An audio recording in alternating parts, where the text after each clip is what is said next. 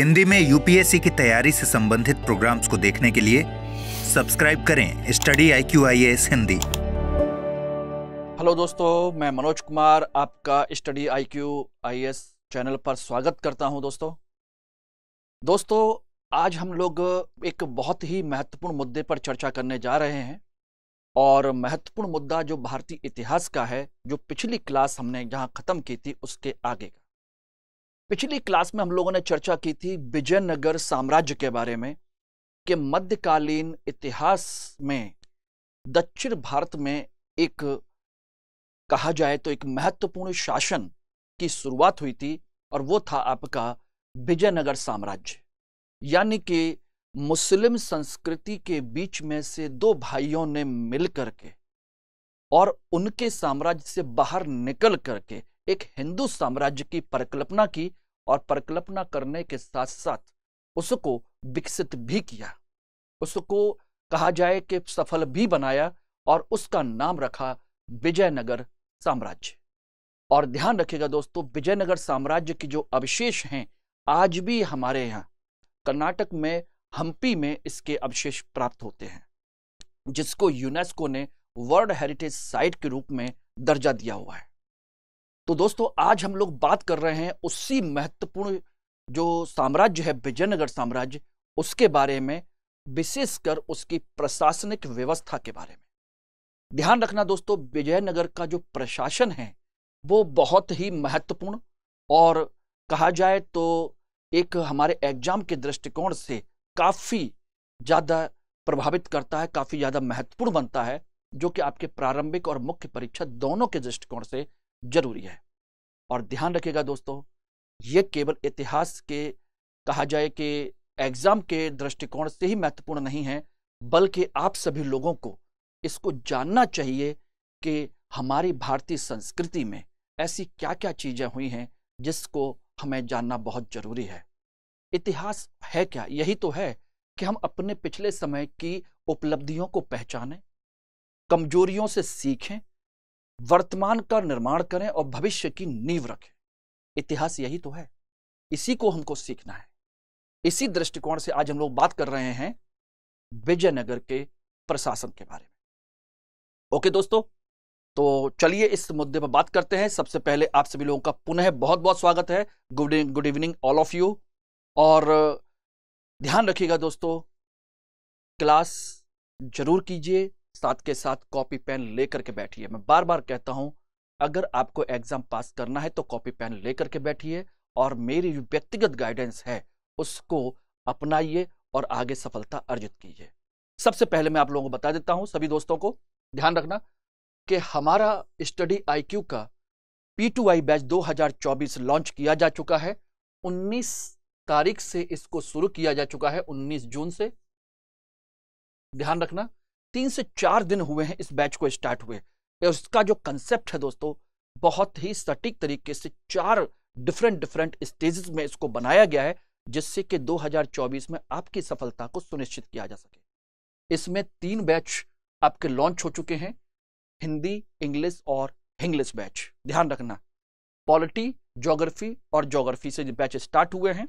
इसका last admission 30 तारीख को होना है। उसके बाद इसमें एडमिशन बंद हो जाएंगे, बैच क्लोज हो जाएगा। और ध्यान रखिएगा, ये बैच जो है शाम को 6 से 9 बजे तक चलता है। पर डे लगभग 3 घंटे की क्लास है, ठीक है ना। और इसमें जो फीस डिसाइड की गई है वो है 70,000। आपकी कंप्लीट कोर्स की जो फीस है 70,000 है। लेकिन यदि आप MK लाइव कोड का इस्तेमाल करते हैं तो ये फीस मात्र 29,999 रुपए आपको पड़ेगी पूरे 1 साल के लिए। और ध्यान रखना, इसकी वैलिडिटी जो होगी वो पूरे 2 साल के लिए होगी। यानी कोर्स 1 साल का है, वैलिडिटी 2 साल की है, 2 साल तक आप इंजॉय कर सकते हैं। ओके दोस्तों, ध्यान रखिएगा। तो हम बात कर रहे थे मध्यकालीन भारत के इतिहास का 21वां लेक्चर, 21वां अध्याय हम लोग शुरू कर रहे हैं और हम बात कर रहे हैं आज प्रशासनिक व्यवस्था के बारे में। यानी कि विजयनगर काल की प्रशासनिक व्यवस्था, इसके संदर्भ में हम लोग चर्चा कर रहे हैं। ध्यान रखना, और ये आप देख रहे हैं पूरा जो स्ट्रक्चर है विजयनगर काल में कृष्णदेवराय जो महत्वपूर्ण शासक थे उनके द्वारा बनाए गए मंदिर का प्रांगण है। सोचिए, ये सिर्फ अवशेष बचे हुए हैं, उनकी बात कर रहा हूं। सोचिए कितना बड़ा स्ट्रक्चर होगा, किस तरह का पूरा साम्राज्य होगा, अब आप समझ सकते हैं। ठीक है ना। अब बात करते हैं इसके आगे।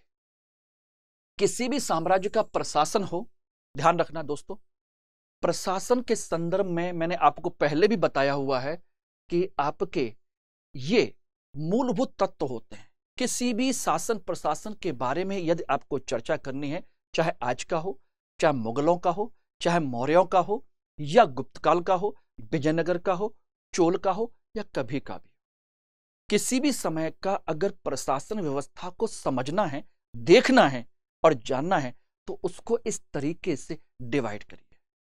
सबसे पहले आता है राज्य का स्वरूप, यानी कि उस राज्य का स्वरूप कैसा है।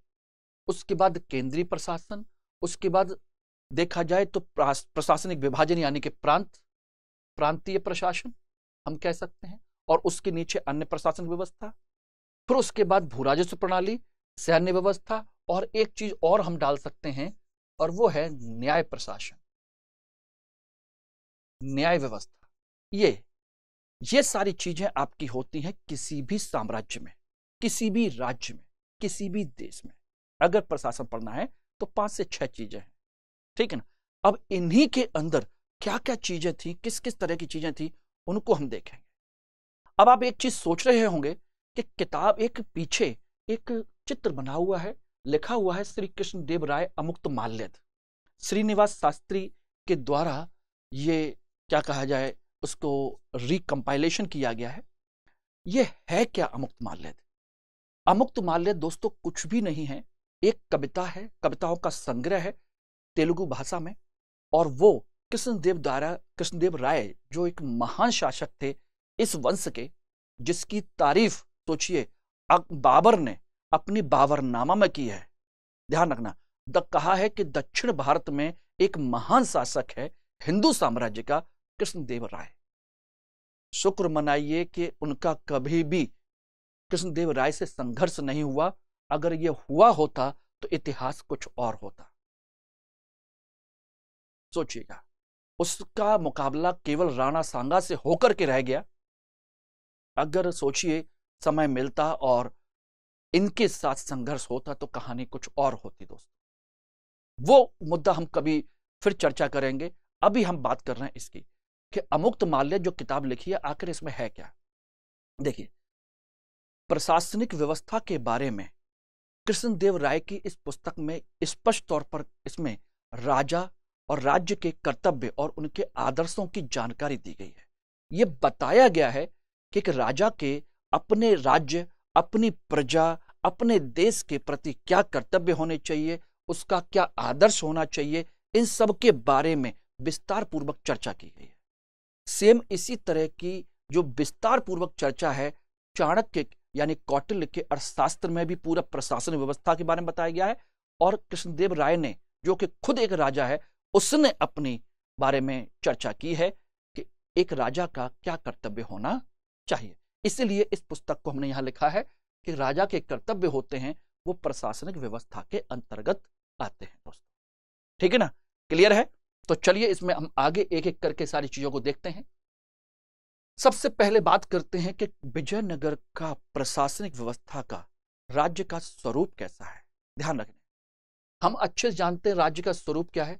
राजतंत्र तो है ही, राजतंत्र प्रणाली चल रही है, आज की तरह लोकतंत्र तो है नहीं, राजतंत्र है। और राजतंत्र भी कैसा है? निरंकुश राजतंत्र, यानी कि उसके ऊपर किसी का कोई भी अंकुश नहीं है। ध्यान रखना, कोई भी अंकुश नहीं है।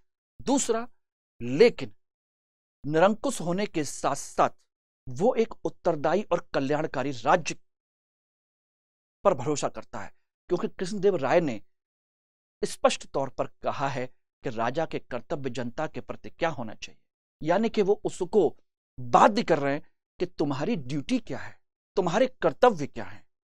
तो स्वाभाविक सी बात है, ड्यूटी और कर्तव्य किससे जुड़े हुए होंगे?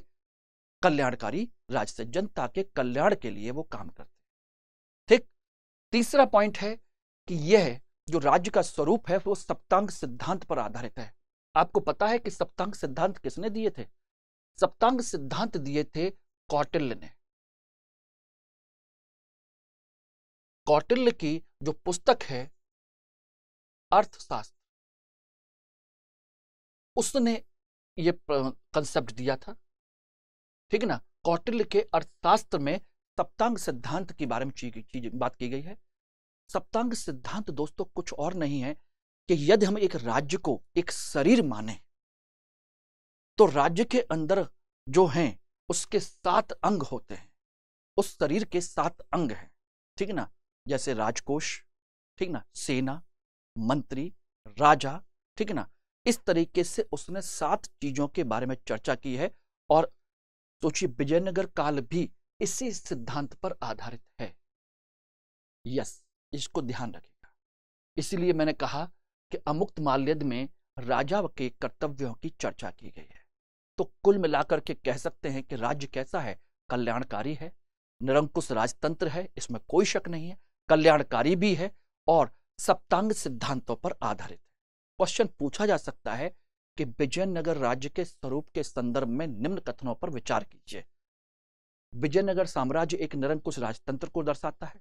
विजयनगर साम्राज्य कल्याणकारी राज्य की अवधारणा को प्रस्तुत करता है। विजयनगर साम्राज्य सप्तांग सिद्धांत पर आधारित था।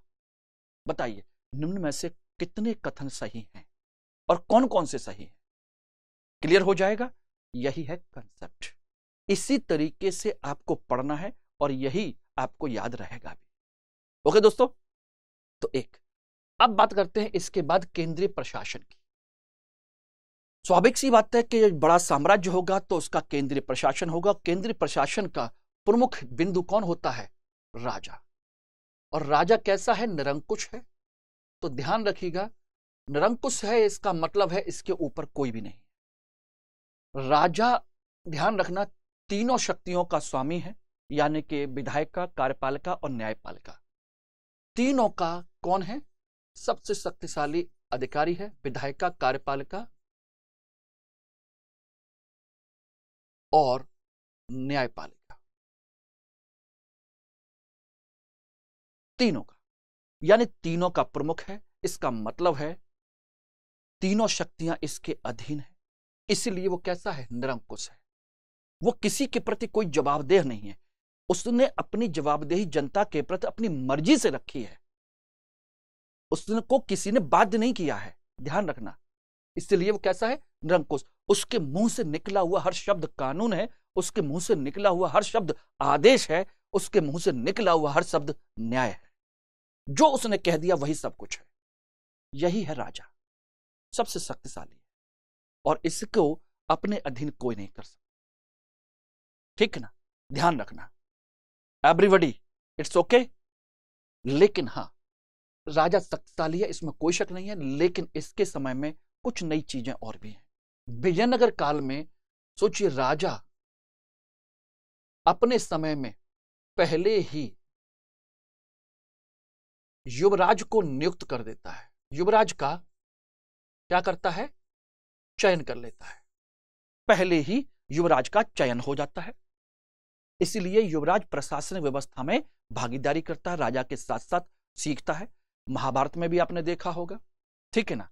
इवन रामायण में भी आपने चर्चा सुनी होगी कि राजा दशरथ ने पहले ही अपने जीते जी ही राजा राम को अपना युवराज उत्तराधिकारी घोषित कर दिया था। महाभारत में भी आपने देखा युधिष्ठिर, और उसके बाद में जब युधिष्ठिर को साम्राज्य छोड़ना पड़ गया तो उसके बाद दुर्योधन को युवराज बनाया गया था। बात समझ रहे ना। तो यही चीज यहां पर भी थी कि पहले ही अपना उत्तराधिकारी घोषित कर दिया गया। ठीक, एक राजा शक्तिशाली है, सब कुछ है, लेकिन वो सब कुछ नहीं कर सकता। उसकी सहायता के लिए एक मंत्रिपरिषद है, ध्यान रखना। राजा की सहायता के लिए एक मंत्रिपरिषद है, लेकिन ध्यान रखना यह कैसी है? यह सलाहकारी है। ध्यान रखना, इसकी जो सलाह है वो राजा के ऊपर बाध्यकारी नहीं है, बाध्यकारी नहीं है, यानी कि राजा इसकी सलाह को मानने के लिए बाध्य नहीं है। ध्यान रखना। अब इस बात आती है कि आखिर इसमें राजा की सहायता के लिए मंत्रिपरिषद में होते क्या क्या है। ध्यान रखना, इस काल में मंत्रियों को एक नाम दिया गया है, वो कहा गया है दंडनायक। मंत्रियों को दंडनायक कहा जाता है। जनरली, ठीक। इनमें कौन कौन है? एक है प्रधानमंत्री, जिसे प्रधानी कहा जाता है। क्या कहते हैं? प्रधानी कहते हैं, प्रधानमंत्री होता है, ठीक ना। इनके अलावा इसमें प्रांतपति होते हैं, प्रांतपति, जिन्हें नायक भी कहा जा सकता है, नायक भी कहते हैं, ठीक है ना। सामंत होते हैं, व्यापारिक निगमों के अधिकारी होते हैं, वो भी इसमें शामिल होते हैं। ज्योतिषाचार्य होते हैं, कोषाध्यक्ष होते हैं, सेनापति होता है, यानी कि सभी इसमें शामिल हैं। सेनापति हैं, ठीक है ना, जो पुरोहित भी हैं, ठीक, आपके ज्योतिषाचार्य भी हैं, ठीक। और एक मैंने और कहा व्यापारिक वर्ग के प्रतिनिधि, व्यापारिक प्रतिनिधि भी होते हैं। ये हैं, ये सब इसके मंत्री होते हैं। और मंत्रियों का काम क्या है? सिर्फ और सिर्फ सलाह देना, मानना या ना मानना ये राजा के ऊपर निर्भर करता है दोस्तों। तो इसको आप देख लीजिए, समझ लीजिए, काम कर लीजिए। ओके, अब मंत्रियों को तो हमने देख लिया। मंत्रियों के साथ साथ में राजा के कर्तव्यों को करने के लिए एक केंद्रीय सचिवालय भी होता है। क्या होता है? सचिवालय, यानी कि प्रशासनिक अधिकारियों का एक विभाग है। जैसे आज हैं सेक्रेटरी बनते हैं, आप सब लोग आईएएस अधिकारी बनने जा रहे हैं। क्या बनने जा रहे हैं? सचिव बनने जा रहे हैं, मंत्रियों के नीचे काम करेंगे आप। तो सोचिए उस समय में भी, सोचिए केंद्रीय सचिवालय। आज हमारे यहां दिल्ली में केंद्रीय सचिवालय है, सेंट्रल सेक्रेटरीट, जहां पर सारे सचिव बैठते हैं, सारे आईएएस अधिकारी बैठते हैं। सोचिए विजयनगर काल में केंद्रीय सचिवालय बनाया गया था, जिसका नाम रखा गया था रायसम। ध्यान रखना, केंद्रीय सचिवालय का नाम क्या है? रायसम, जिसमें सभी सचिव यानी कि प्रशासनिक अधिकारी बैठते थे, उनकी मीटिंग होती थी, वो काम करते थे मंत्रियों के साथ मिलकर के। और इन सचिवालय में जो अधिकारी होते हैं, जिन्हें प्रशासनिक अधिकारी कहते हैं, उनका नाम क्या है? उन्हें क्या कहा जाता था? उन्हें दोस्तों कहते थे कर्णिकम। कर्णिकम कहते थे उन अधिकारियों को, ठीक है ना। यानी कि एक तरीके से मान के चलिए एडमिनिस्ट्रेटिव ऑफिसर्स, आईएएस अधिकारी विजयनगर साम्राज्य के, उनको कर्णिकम कहा जाता था। क्लियर हो गया एवरीबॉडी? कोई समस्या? यहां तक किसी को भी कोई समस्या हो तो बताइएगा। आराम से समझिए, सुनिए, देखिए, क्वेश्चन आपके यहीं से मिलेंगे और कहीं से नहीं मिलने वाले। इसके बाहर बहुत ही कम कोई क्वेश्चन जाएगा। सिर्फ समझना है कंसेप्ट, रटना नहीं है। रट्टा मारेंगे तो प्रॉब्लम होगी। ओके एवरीबॉडी, ठीक, आगे बढ़े। तो केंद्रीय प्रशासन समझ में आ गया। केंद्रीय प्रशासन में राजा है, फिर युवराज है, और उसकी सहायता के लिए मंत्रिपरिषद है, और उनके नीचे काम करने वाली केंद्रीय सचिवालय रायसम है, ठीक है ना। और इतने लोग मिलकर के केंद्र में अपना प्रशासनिक व्यवस्था को संचालित करते हैं। ओके, चलिए अब बात आती है इसके आगे। अब बात आती है कि प्रशासनिक विभाजन, यानी कि पूरे के पूरे साम्राज्य को कैसे विभाजित किया गया। तो यहां पर देख लीजिए, यह है आपका साम्राज्य। साम्राज्य को विभाजित किया गया हमने प्रांतों में, जिन्हें प्रांतों को हम क्या कहते हैं? मंडल कहते हैं। क्या कहते हैं? मंडल। और शास्त्री जी के अनुसार, एक इतिहासकार है, वो बताते हैं कि इस समय 6 प्रांत थे। कितने प्रांत थे? 6। इनको मंडल कहा जाता था। और प्रांत का जो अधिकारी होता है उससे हम क्या कहते हैं? प्रांतपति। प्रांतपति, या इसे कहते हैं नायक। क्या कहा जाता है? प्रांतपति या नायक कहा जाता है, ठीक। अब इसके कार्यों के बारे में चर्चा करेंगे। प्रांत को विभाजित किया गया नाडु या बलनाडु में, नाडु या वलनाडु में, ध्यान रखना।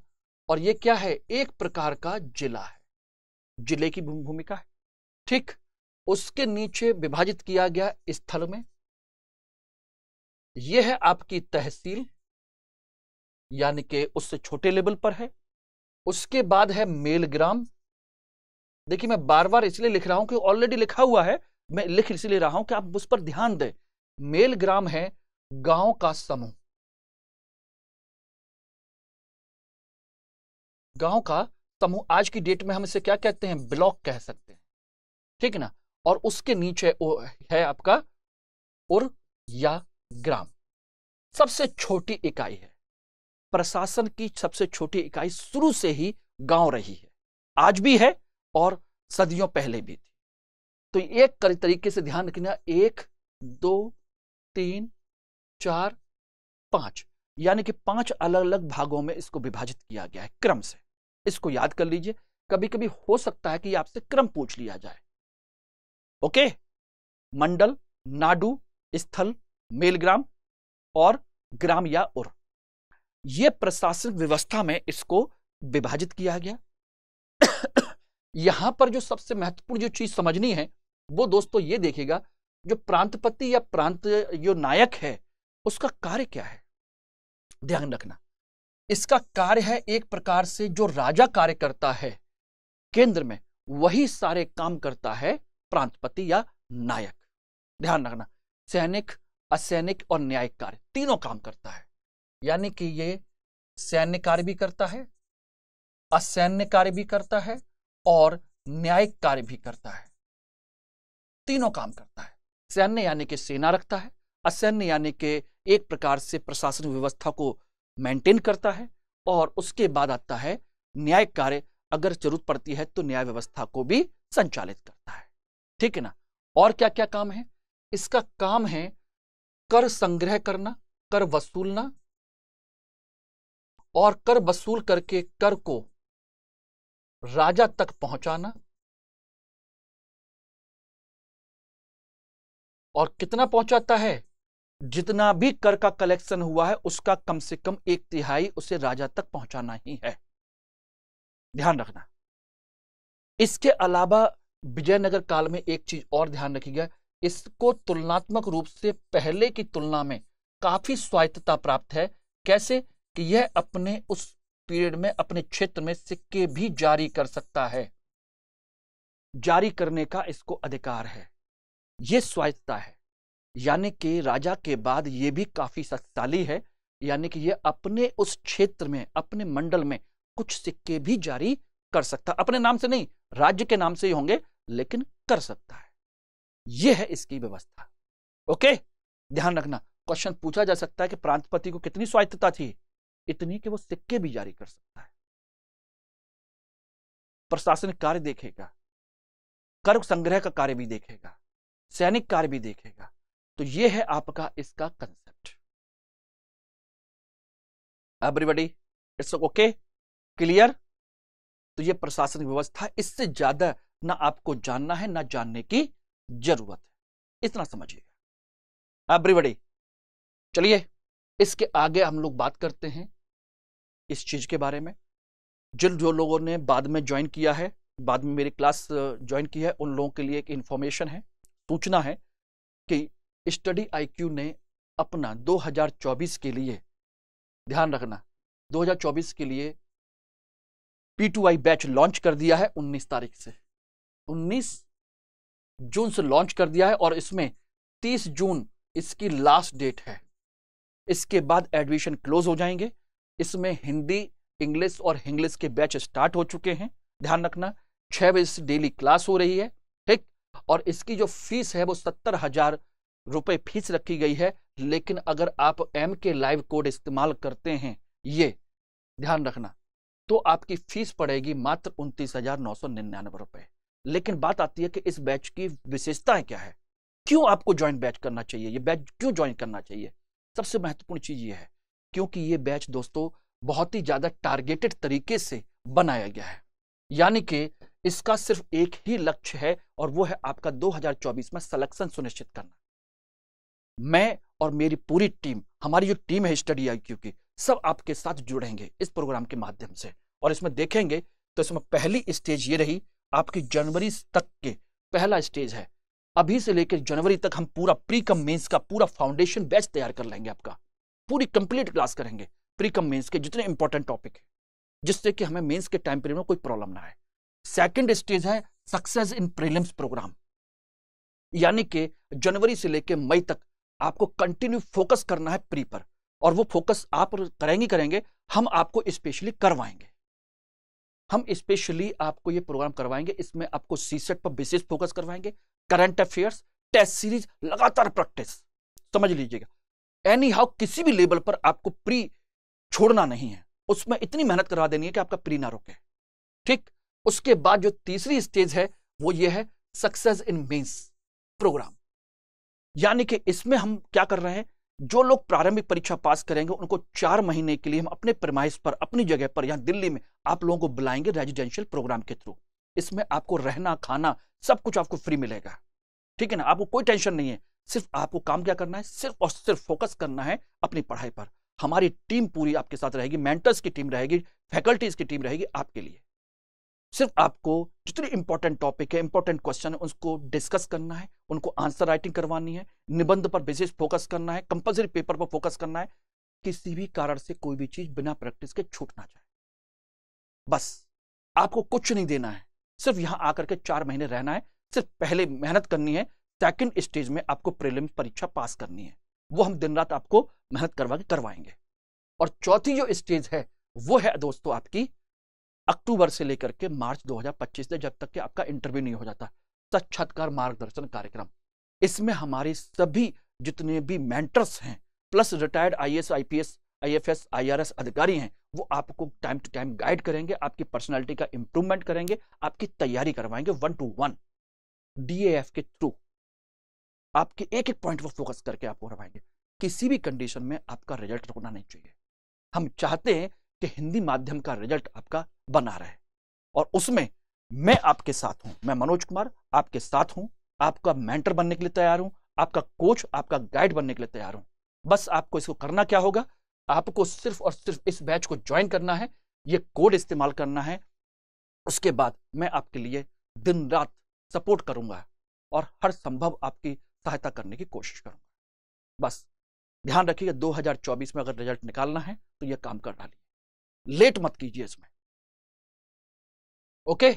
और मुझसे कनेक्ट होने के लिए आप मेरा कोड MK लाइव तो इस्तेमाल करेंगे। ये मेरा टेलीग्राम चैनल और इंस्टाग्राम चैनल का लिंक है, ये मेरी मेल आईडी है जिसके थ्रू आप मुझसे कांटेक्ट कर सकते हैं, और ये मेरा टेलीग्राम का बार कोड है। अगर बाई चांस ये नहीं मिलता है तो इसके थ्रू भी आप मुझसे कांटेक्ट कर सकते हैं, मेरे साथ जुड़ सकते हैं दोस्तों, ओके। तो चलिए, सभी लोगों को इंफॉर्मेशन मिल गई होगी, हम अगले टॉपिक पर बढ़ते हैं। दोस्तों, बात कर रहे हैं विजयनगर प्रशासनिक व्यवस्था के अंतर्गत। अब ध्यान रखिएगा, हमने बात की थी विजयनगर का स्वरूप, राज्य का स्वरूप, केंद्रीय प्रशासन, प्रांतीय विभाजन, वो हमने डिस्कस कर लिया। लेकिन ध्यान रखिएगा दोस्तों, एक चीज और भी है जो मैं आपको बताने जा रहा हूं।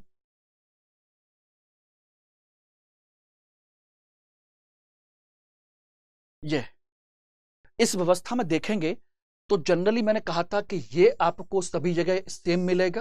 प्रशासनिक विभाजन भी हम पढ़ते हैं, भू राजस्व प्रणाली, सैन्य व्यवस्था, न्याय व्यवस्था। लेकिन ये जो 2 प्रणाली हैं, ये 2 विशेषताएं हैं।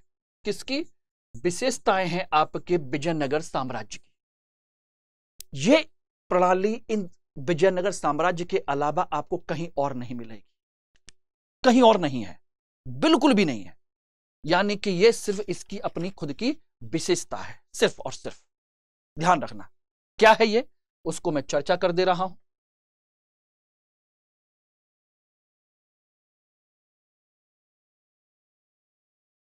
ये रहे नायंकर प्रणाली। नायंकर प्रणाली है क्या? चलिए उससे पहले मैं बता देता हूं। नायंकर प्रणाली है, यहां पर ध्यान रखना, जो बड़े बड़े सामंत हैं, बड़े बड़े फ्यूडल लॉर्ड्स, उनको अमरनायक कहा जाता है। और ये मूलतः क्या होते हैं? सैन्य अधिकारी होते हैं। यानी कि विजयनगर साम्राज्य में बड़े बड़े सामंतों को जो सैन्य अधिकारी के रूप में कार्य करते थे, उनको अमरनायक कहा जाता था। ध्यान रखना। और इनके कार्य के बदले में इन्हें क्या दिया जाता था? अमरम भूमि दान दी जाती थी। अमरम भूमि दी जाती, अमरम भूमि, इनको दान दी जाती थी। लेकिन ध्यान रखना, यह दान तो दी जाती थी लेकिन वंशानुगत नहीं थी। यानी कि नोट कर लीजिएगा, यह वंशानुगत नहीं थी। यानी कि जब तक आप अमर नायक के तौर पर एक अधिकारी हैं, जब तक आप जिंदा हैं, तब तक आपको यह भूमि मिली रहेगी, आपसे नहीं ली जाएगी। आपको करमुक्त भूमि है, आपको कोई टैक्स नहीं देना है, यहां से जो कुछ भी होगा वो सब आपका। लेकिन आपके मरने के बाद यह भूमि वापस कहां आ जाएगी? राजा के पास। इसलिए यह वंशानुगत नहीं। ध्यान रखना, अमरम भूमि। इसलिए इन नायकों को हम क्या कहते हैं? अमर नायक। यानी कि बेसिकली कौन होते हैं? नायक होते हैं, बड़े बड़े सैन्य अधिकारी होते हैं, ठीक है ना, सामंत होते हैं, इनको नायक कहते हैं। क्योंकि इन्हें अमरम भूमि दी जाती है, इसलिए ये क्या कहलाते हैं? अमर नायक कहलाते हैं। और ध्यान रखना, यह प्रणाली पहली बार कृष्णदेव राय के बाद में जो उसके भाई शासक बने अच्युत देव राय के समय शुरू की गई थी। यह प्रणाली समय शुरू की गई। ध्यान रखना, यह क्वेश्चन पूछा जा सकता है, किस प्रणाली को किसने शुरू किया था? अच्युत देव राय ने। कृष्णदेव राय के बाद उनके जो अगले उत्तराधिकारी बने तो अच्युत देव राय थे, उनके समय में इस प्रणाली को शुरू किया गया। वैसे भी आप समझ सकते हैं कि अगर राजा शक्तिशाली हुआ तो वो किसी भी नायक को, किसी भी प्रांतपति को, किसी भी अन्य अधिकारी को इतना शक्तिशाली नहीं होने देता कि वो उसके लिए चुनौती बने। ये तो आप अच्छे से जानते हैं, अगर कृष्णदेव राय होते तो वो ये सब इतना बड़ा दान ना देते। ये एक तरीके से मान के चलिए कहीं ना कहीं कमजोर शासकों की निशानी होती है कि वो अपने प्रांतपति पर या अन्य लोगों पर क्या कर जाते हैं? डिपेंडेंट हो जाते हैं, उन पर निर्भर कर जाते हैं। इसलिए समस्या आती है। Okay, clear everybody? समझ में आ गया? तो ये है आपकी कंसेप्ट, ध्यान रखना। और ध्यान रखिएगा, टोटल राज्य में से एक चीज और आपको बता देता हूं, ध्यान रखना। विजयनगर साम्राज्य में जो पूरी भूमि होती है वो 3 प्रकार की होती है। 3 प्रकार की भूमि की चर्चा मिलती है, ध्यान रखना। कौन कौन सी है? पहली भूमि है भंडारवाद ग्राम, भंडारवाद भूमि। दूसरी होती है अमरम भूमि, ठीक। और तीसरी होती है आपकी जिसे हम कहते हैं मान्य भूमि, मान्य भूमि। ध्यान रखना, भंडारवाद भूमि कुछ और नहीं है बल्कि यह राजकीय भूमि है, राजकीय भूमि। यानी कि इस भूमि से जो कुछ भी पैदा होता है, जो कुछ भी होता है वो राजा के पास जाता है। अमरम भूमि अमर नायकों की होती है, अमर नायकों को दान दी जाती है, को दी जाने वाली, ठीक, ध्यान रखना। और खास बात यह है कि टोटल जितनी भी राज्य में भूमि है अकेले 3/4 इन्हीं को दे दी गई थी। सोचिएगा, 3/4 इनको दे दी गई, समझना। और उसके बाद है मान्य भूमि जो दान में दी जाती है, दान में दी जाने वाली, ध्यान रखना। और दान में किसको? ध्यान रखना, मंदिरों को, ब्राह्मणों को, मठों को, जो भी बौद्ध मठ हैं या तमाम सारे मंदिर हैं या ब्राह्मण हैं, उनको ये दान में दी जाने वाली भूमि है। तो इस तरीके से 3 प्रकार की भूमि की हमको चर्चा मिलती है इसमें विजयनगर के प्रशासनिक व्यवस्था के अंतर्गत। एवरीबॉडी क्लियर हो गया? तो मैंने कहा था कि विजयनगर में एक बेहतरीन एक नई प्रणाली की जानकारी मिलती है और वो है आपकी नायंकर व्यवस्था। और नायंकर व्यवस्था कब दी जाती है? जब वो कुछ अच्छा काम करेंगे, स्वाभाविक सी बात है, उन्हीं को मौका दिया जाएगा। बात समझे नहीं? अब कहोगे कि सैन्य अधिकारियों को इतनी छूट, इतना महत्व देने की जरूरत क्या है? उसके पीछे कारण है दोस्तों, ध्यान रखना। विजयनगर हमेशा से बहमनी साम्राज्य के साथ लड़ाई झगड़े में संघर्ष में रहा है। यानी कि हमेशा उसके क्या रहे हैं? विजयनगर का बहमनी के साथ हमेशा संघर्ष रहा है, हमेशा से। इसलिए एक बड़ी सेना, बड़े सैन्य अधिकारियों की हमेशा उसको जरूरत पड़ी है। ये एक बहुत बड़ा कारण है। Okay, clear. उसके बाद आता है आयंगर प्रणाली। आयंगर प्रणाली ये भी एक विशेषता है। एक चीज इसको ध्यान में रख लीजिएगा, इसको मैं बाद में बताऊंगा, पहले एक चीज समझ लीजिएगा दोस्तों, और वो है आपके दक्षिण भारत में, दक्षिण भारत के साम्राज्य की एक महत्वपूर्ण विशेषता है। दक्षिण भारत में पहला साम्राज्य हम जो देखते हैं सही मायने में वो पल्लव है, ठीक है ना। पल्लव के बाद हम देखते हैं चोल हैं, और चोलों के बाद विजयनगर। यह उस जगह पर विकसित हुआ साम्राज्य है। पल्लव, चोल, विजयनगर होने के तो और भी हैं, चालुक्य भी हैं, पांड्या भी हैं, राष्ट्रकूट भी हैं, ठीक है ना, और भी हैं, लेकिन ये तीन मुख्य हैं। और इनकी सबसे महत्वपूर्ण विशेषता पता है क्या है? स्थानीय स्वशासन की प्रणाली की विशेषता है। स्थानीय स्वशासन की प्रणाली, इसकी शुरुआत देखा जाए तो गांव में पहली बार पल्लव शासकों ने स्थानीय स्वशासन की व्यवस्था को शुरुआत किया था। वहां पर कुछ लोगों के समूह को सुनिश्चित किया गया था कि आप मिल करके अपनी गांव की जो जरूरतें हैं, उनके जो प्रशासन व्यवस्था है, उसको आप खुद संचालित करेंगे। समझिएगा, ठीक है ना। उसके बाद यह प्रणाली चोलों के समय में और ज्यादा विकसित हो गई, यानी कि पूरी तरह विकसित होती चली गई, विकसित हो गई। और यहां पर बाकायदा इनका चुनाव होता था। चुनाव होता था लॉटरी से। चुनाव के लिए इनमें योग्यता की जरूरत पड़ती थी। बाकायदा योग्यता निश्चित की गई थी, कौन लड़ सकता है, कौन नहीं लड़ सकता। सारी इलेक्शन बाकायदा लड़े होते थे। और ये समझ लीजिए कि इसमें चुनाव होता था तो 30 सदस्यों का होता था एक गांव में, और ये हर सदस्य की अपनी कमेटियां बनती थी, ध्यान रखना। और उन कमेटियों को, जो समितियां होती थी, कमेटी, उन कमेटी को कहते थे वरीयम। क्या कहते थे? वरीयम। और हर एक वरीयम अलग अलग कार्यों के लिए सुनिश्चित की गई थी कि कोई तालाब की व्यवस्था देखेगा, कोई रोड की व्यवस्था देखेगा, कोई बाग बगीचों की व्यवस्था देखेगा, कोई पानी की व्यवस्था देखेगा, कोई किसी काम को देखेगा। अलग अलग कामों के लिए अलग अलग कमेटियां बनाई गई थी। सोचिएगा उस समय गांव के लेवल पर। इसी व्यवस्था को विजयनगर साम्राज्य में लेकर के चले आए। यहां पर तो होता था चुनाव, और चुनाव भी एक निश्चित समय के लिए होता था। उम्र थी, उनकी योग्यता थी, वो सब सुनिश्चित की गई। लेकिन विजयनगर साम्राज्य में सोचिए इस प्रणाली को क्या कर दिया गया?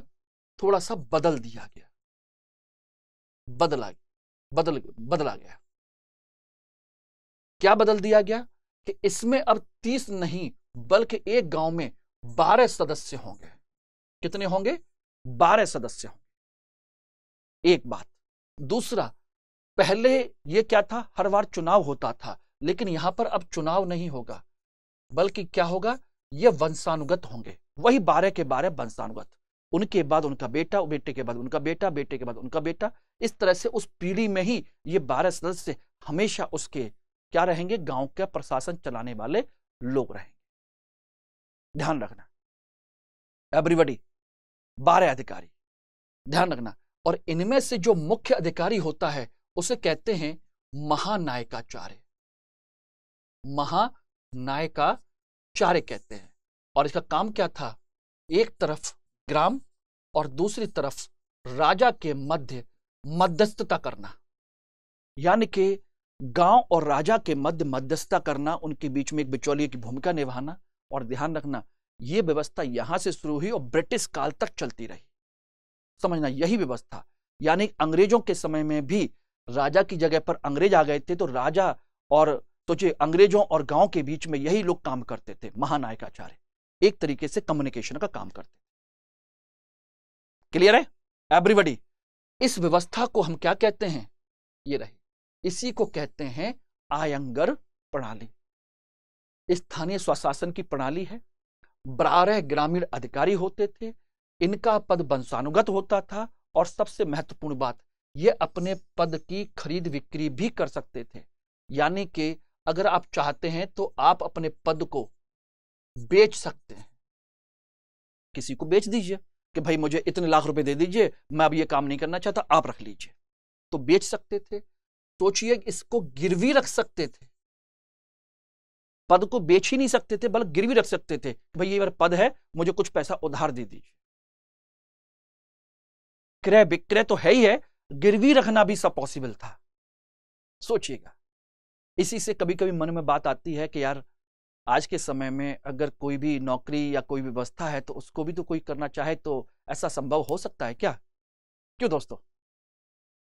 कि भाई मैं कुछ साल के लिए, कुछ महीनों के लिए इस नौकरी से फ्री होना चाहता हूं, मेरी जगह पर आप नौकरी कर लीजिए, सैलरी का कुछ हिस्सा मुझे दे दीजिए, बाकी आप रखे रहिए। अभी भी देखिए दूसरे तरीके से लोग करते तो है ही है, नौकरी तो मिल जाती है लेकिन अपनी जगह पर डमी कैंडिडेट को भेज देते हैं और वहां पर अपने बड़े अधिकारी से मिल करके काम करवाते रहते हैं, है कि नहीं?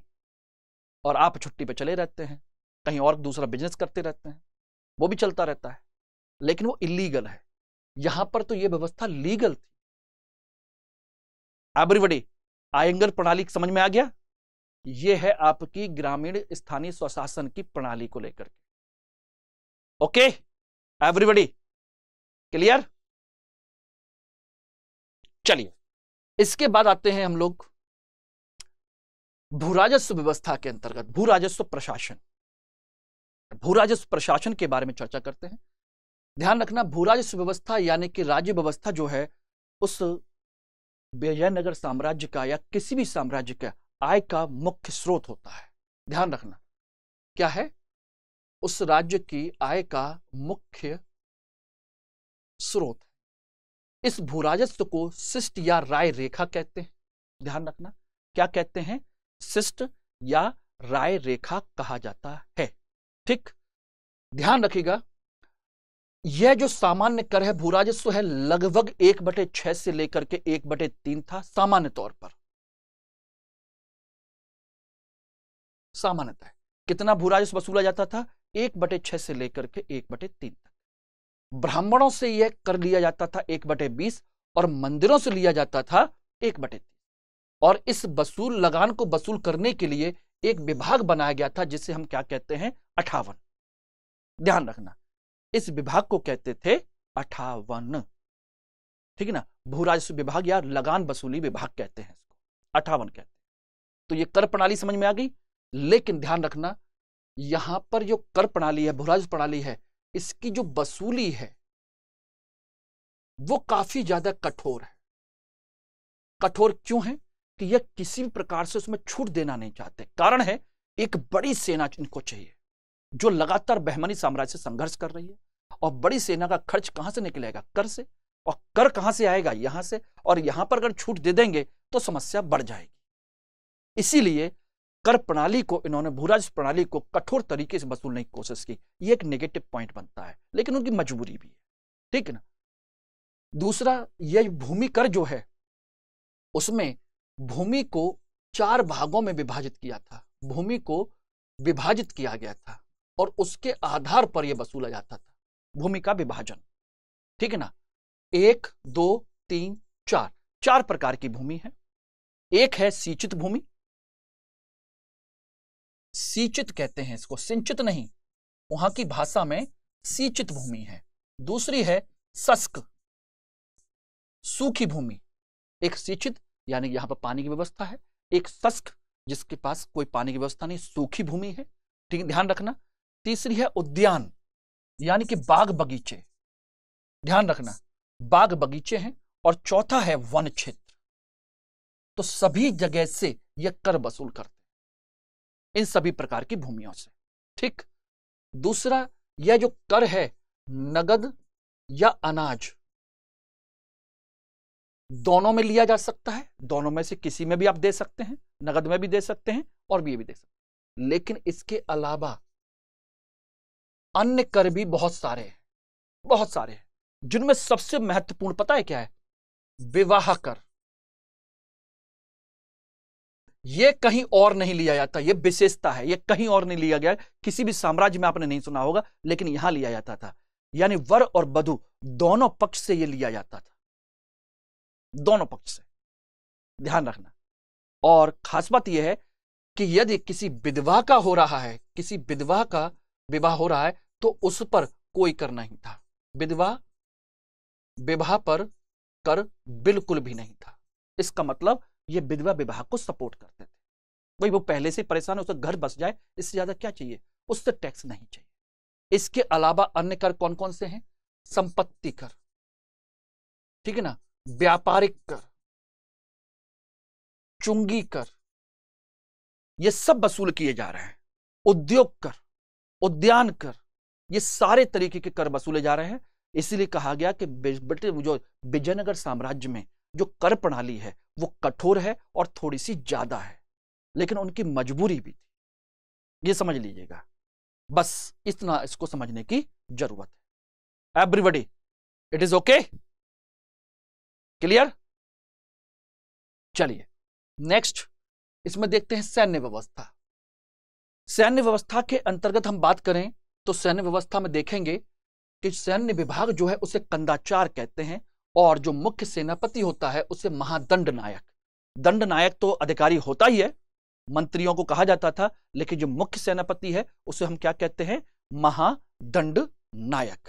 ध्यान रखना, क्लियर हो गया? और ध्यान रखना इस काल में सेना 3 प्रकार की है। आपके पैदल सैनिक हैं, ठीक ना, घुड़सवार हैं, और तीसरे हैं आपके हस्ती सेना। हस्ती सेना है आपकी, ठीक है ना, क्लियर एवरीबॉडी? और इसमें एक चीज और आपको मैंने बताई थी पिछली क्लास में, देवराय फर्स्ट ने पहली बार सेना में मुस्लिमों को भर्ती किया था, तुर्की लोगों को, मुस्लिम भर्ती पहली बार। इन्हीं को हम तुर्की भी कहते हैं। हो सकता है एग्जाम में आपके तुर्की लिखा हुआ आ जाए तो आप समझ लीजिएगा, इनको पहली बार इसने शामिल किया था देवराय ने। और दूसरी बात, ये सेना जो होती थी वो 2 प्रकार की, 3 प्रकार की तो है ही है, 2 लोगों की सेना होती थी। एक राजा की सेना होती थी और दूसरे प्रांतपति की। दोनों के पास सेना होती थी, और जब भी युद्ध होता था दोनों सेनाओं को इकट्ठा किया जाता, दोनों को मिला लिया जाता था, फिर युद्ध किया जाता था, और युद्ध के बाद उनकी सेना को पुनः विभाजित कर दिया जाता था और अपने अपने साथ चली जाती थी जहां पर उनको जाना हो। इस तरीके से सैन्य व्यवस्था संचालित हो। Everybody, it's clear? ओके। और इसमें देखेंगे तो आपकी एक न्याय प्रणाली और भी है। न्याय प्रणाली आप अच्छे से जानते हैं कि हमारी जो न्याय प्रणाली है वो किस पर आधारित है? भारतीय जो संस्कृति है, संस्कृति बोले तो स्मृतियां, याज्ञवल्क्य की स्मृति, मनुस्मृति, याज्ञवल्क्य स्मृति, इन सब पर आधारित है। संस्कृति और स्मृतियों पर आधारित आपकी न्याय प्रणाली है। न्याय व्यवस्था बहुत ज्यादा कठोर भी है और कठोर नहीं भी है। यानी कि न्याय व्यवस्था में देखा जाए तो यह काफी ज्यादा कठोर भी है, लेकिन इस कठोरता में ब्राह्मण मुक्त है। ब्राह्मण कठोर दंड से, ध्यान रखना, कैसे हैं? मुक्त हैं। इन यानी कि ब्राह्मण अगर कोई भी अपराध करते हैं तब भी इनको कठोर दंड नहीं दिया जा सकता। ये इसमें व्यवस्था में था, ठीक है ना, ध्यान रखना। इनमें ध्यान रखिएगा सबसे प्रमुख जो न्यायाधीश है वो तो आप जानते ही हैं कौन होता है? राजा। राजा इसका प्रमुख न्यायाधीश है। प्रांतों में कौन है? प्रांतों में नायक या प्रांतपति है। इसके अलावा अन्य स्तर पर न्यायालय को 4 अलग अलग तरीके से विभाजित किया गया। ध्यान ना, इस काल में 4 प्रकार के न्यायालयों की जानकारी मिलती है जो निम्न स्तर पर विकसित किए गए थे। तिष्ठता, चल, मुद्रता, शास्त्रता। तिष्ठता यानी कि बाकायदा जो व्यवस्थित तरीके से बनाए गए हैं। चल यानी कि मूवेबल, कहीं से इधर से उधर घूमने फिरने वाले, वहीं पर जाकर के उनको दंड देने वाले। मुद्रता यानी कि अर्थदंड वाले, जहां पर पैसे के लेन देन वाले विवाद होते हैं वो। शास्त्रता, शास्त्र के अनुसार न्याय व्यवस्था को संचालित करने वाले। तो इस तरीके से ये आपका क्या है?